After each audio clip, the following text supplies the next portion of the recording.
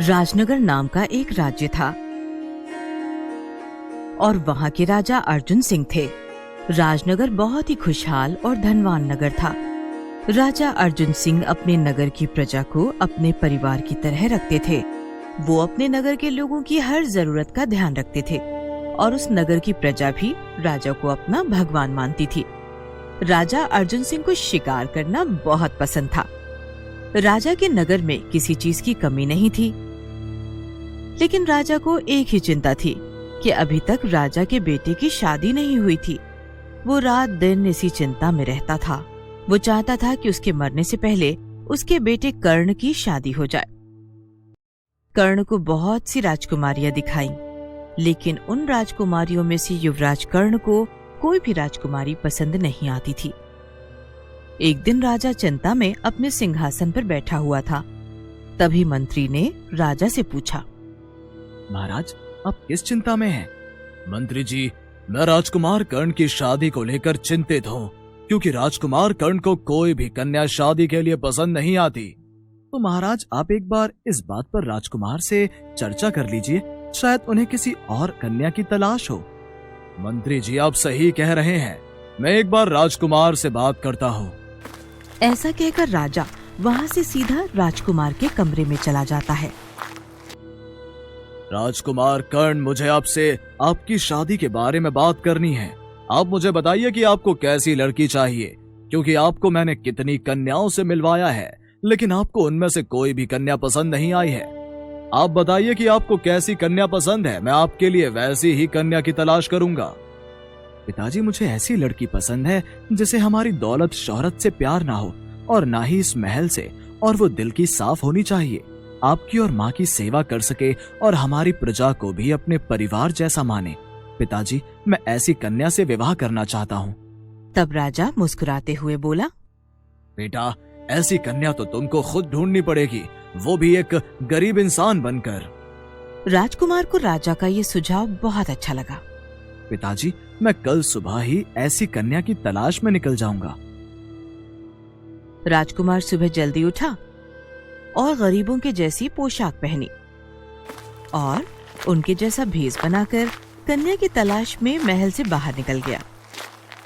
इस बीच राजकुमार को कई कन्याएं मिली, लेकिन उनमें से कोई भी कन्या पसंद नहीं आई। हर कन्या को अपने जीवन साथी को लेकर बड़े ख्वाब थे और ये सब राजकुमार को पसंद नहीं आ रहा था। ऐसे ही कुछ दिन बीत गए। राजकुमार के महल ना पहुंचने पर राजा बहुत चिंतित हो गए। उन्होंने राजकुमार की तलाश करने के लिए मंत्री से कहा कि सैनिक को भेजकर राजकुमार की तलाश करवाओ। सैनिक ने पूरे गांव में ढूंढा। तब एक सैनिक ने देखा कि राजकुमार एक पेड़ के नीचे थक हार के बैठा हुआ था। तभी वहां सैनिक आए और बोले, राजकुमार, आपको महाराज याद कर रहे हैं, उन्होंने हमें आपको ले जाने के लिए बोला है। नहीं, आप लोग जाओ, मैं अपने कार्य को पूरा करके ही महल में वापस आऊंगा।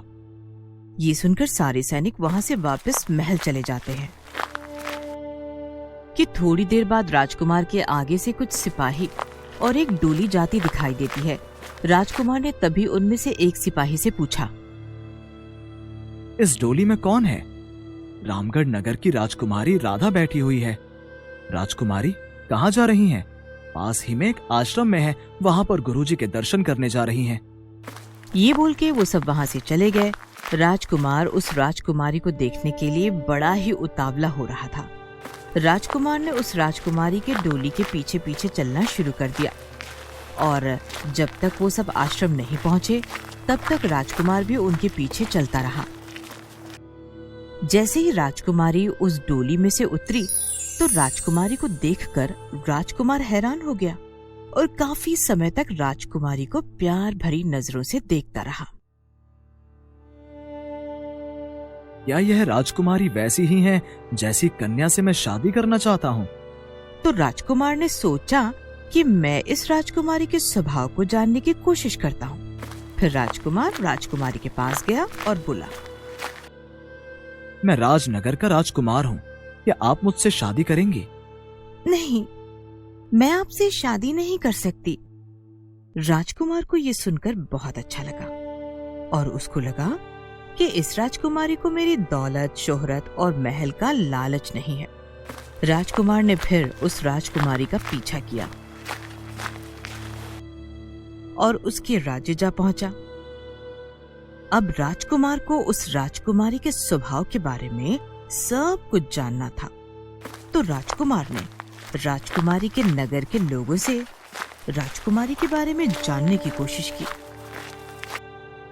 तभी राजकुमार ने वहां के कुम्हार से राजकुमारी के बारे में पूछा। ये यहाँ की राजकुमारी का स्वभाव कैसा है? वो गरीब लोगों की मदद करती है? नहीं भाई, हमारी राजकुमारी देवी है। वो सारी प्रजा को अपने परिवार जैसा प्यार करती है और वो हर सुबह और शाम गरीबों में धन और अनाज बांटती है। ये सुनकर राजकुमार बहुत खुश हो जाता है।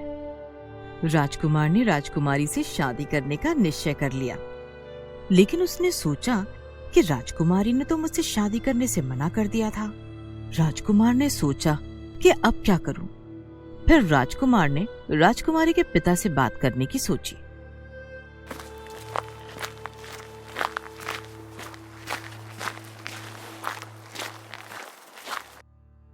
मैं आपकी बेटी से शादी करना चाहता हूँ।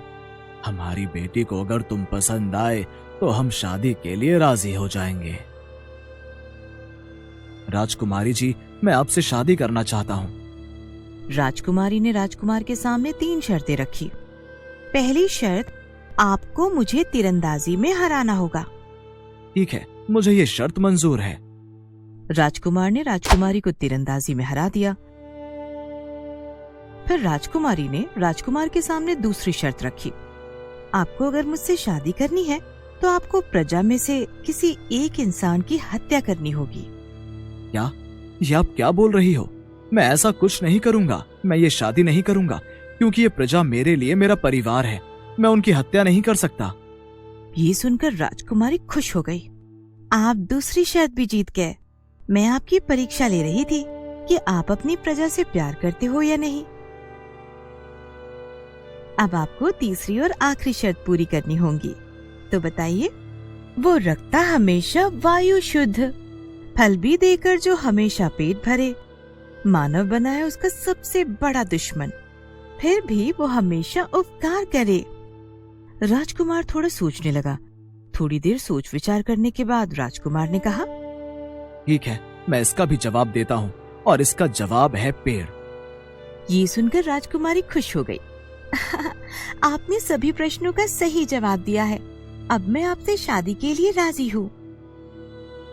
फिर राजकुमार ने राजकुमारी से शादी कर ली और राजकुमारी को अपने साथ महल ले गया और वहाँ वो सब साथ में अपना जीवन हंसी खुशी बिताने लगे।